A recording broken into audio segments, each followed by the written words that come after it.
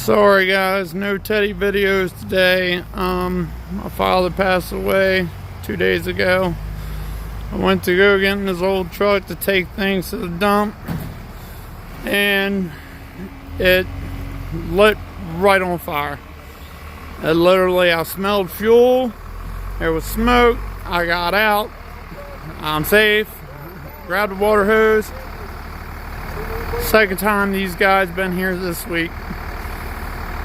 Let's thank the Churchill, Tennessee police, firefighters, rescue. They do brave work every day.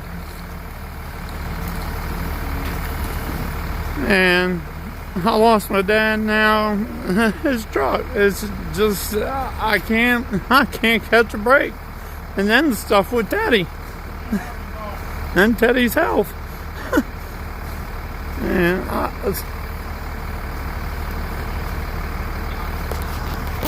everybody, just please say a prayer for the Lane family, please.